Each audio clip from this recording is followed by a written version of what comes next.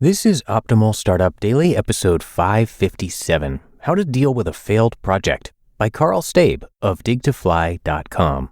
And I'm Dan, I am your host and narrator, and I'm here every single day to help you optimize your business life.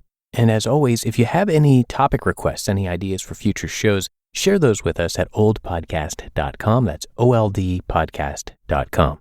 And now let's jump right into it as we optimize your life.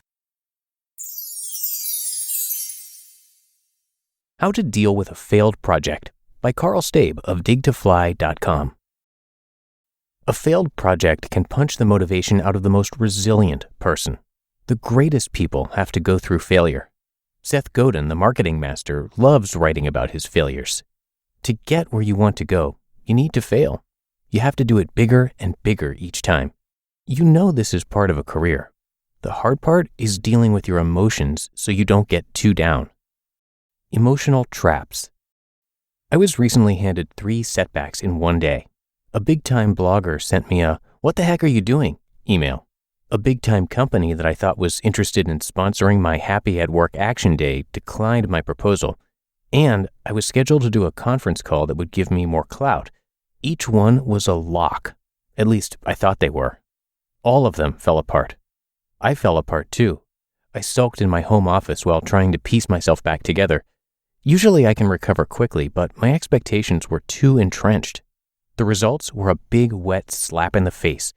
You know, one of those stinging pains that doesn't want to go away. Because it's more than just the rejection. Most of us rely on hope so much that we let our attachments get the better of us. You need to find a way to separate from the pain so you can let the hurt go piece by piece. 1. Relax with your thoughts and emotions. 2. Understand why you were so attached to a certain outcome. 3. Share your feelings. 4. Create plan AA and AAA. 5. Test out your plans. And 6. Appreciate your passion. You just need to create a method that allows you to process and move on. 1. Relax with your thoughts and emotions. Your most pressing need when dealing with a failed project is your mental state. Your thoughts determine how you feel. If you can't let them go, then you'll be in pain for a very long time. You need to find a way to relax with your thoughts and emotions. I like to do this by going for a walk, meditating, practicing yoga, and writing a list of everything that is going on within me. This may take a few hours or a few days, depending on the situation. You need to do an emotional dump, trying to let everything go. You'll notice yourself feeling better by noticing increasingly more positive emotions. 2. Understand why you were so attached to a certain outcome. Any project has a reason for being. Even making yourself some toast and jelly is a simple and great action. The thing is, the failure rate is low. The more detailed the project, the more chances for failure. Figuring out why you were attached to the outcome is pretty easy to understand. Whether you are writing a book or a computer program, you are trying to influence others and make money in the process. If this project fails, you feel like a failure. It's this attachment that causes the pain. Please take note of this because you don't want to keep repeating the same mistake. 3. Share your feelings. The reason I didn't want you to share your feelings in the first step is because most of the time it's all complaining.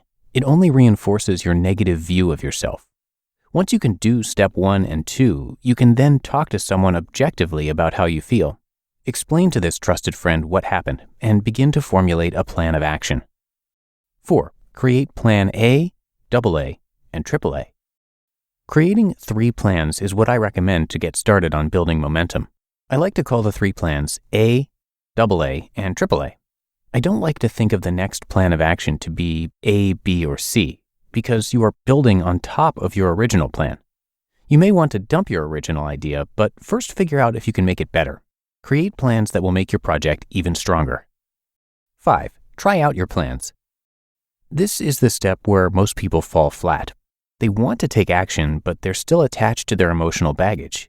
If this is the case, then go back to step 1 and complete the process, and don't move on until you're ready. Many people also fail to make strong enough plans that they believe in. They try to get their energy back up, but they can't, because they are still reeling from the first failure. Once again, go back to step 1 and don't move on until you're ready. When you have created a plan that you can get behind, your action should come naturally. You shouldn't have to force yourself to be motivated. And 6, appreciate your passion. The reason you took the failure so hard is because you are passionate. This is a good trait in moderation, but you need to find an emotional middle ground that allows you to keep trying new angles until you succeed. Quote, "It's not that I'm so smart, it's just that I stay with problems longer." End quote. Albert Einstein. You have superpowers within you. You just need to keep linking your creativity to that slightly better idea. Eventually, you'll get the results that you desire. Wrap up. You've heard that the fun is in the journey, not in the destination.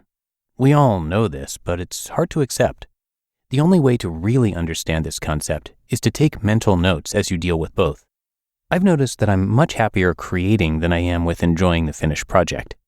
This took me a long time to accept, but by accepting this fact, I'm much more relaxed when I work on a project. There is no need to rush through, make mistakes, and beat myself up. You just listened to the post titled, "How to Deal with a Failed Project" by Karl Staib of digtofly.com. You're ready to take your business to the next level, but you'll need the right team to make it happen. Indeed makes it easy to hire and build a team with the right skills to make your dreams a reality.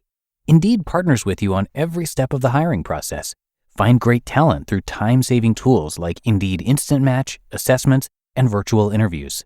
With Instant Match, as soon as you sponsor a post, you get a short list of quality candidates with resumes on Indeed that match your job description, and you can invite them to apply right away.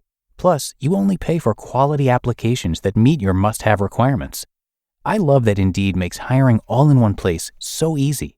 Indeed helps you see your top talent's abilities faster with 135 assessment tests. Start hiring right now with a $75 sponsored job credit to upgrade your job post at Indeed.com/startup. Offer valid through April 30th. Go to Indeed.com/startup to claim your $75 credit before April 30th. Indeed.com/startup. Terms and conditions apply. Need to hire? You need Indeed. And thank you to Karl, and let me tell you a little bit about him. Karl helps entrepreneurs understand their struggles and turn them into stepping stones. In 2010, he was diagnosed with testicular cancer and then was laid off from his job in 2011. And while those were, of course, very difficult situations, he calls them blessings in disguise now. Since then, he stopped doing work that doesn't fit with his passions and instead now focuses on things he truly cares about. He's the author of the book Bring Gratitude, and he's got a lot to offer on his site, so come by digtofly.com for a lot more, and I have that linked in this episode's description for you. And by the way, dig to fly means dig deep to fly high. He also has a podcast, which you can find wherever you get your audio. It's called the Dig to Fly Podcast. But that's it for another edition of Optimal Startup Daily. Hope you have a great day, and I'll be back again with you tomorrow for the Monday show, where your optimal life awaits.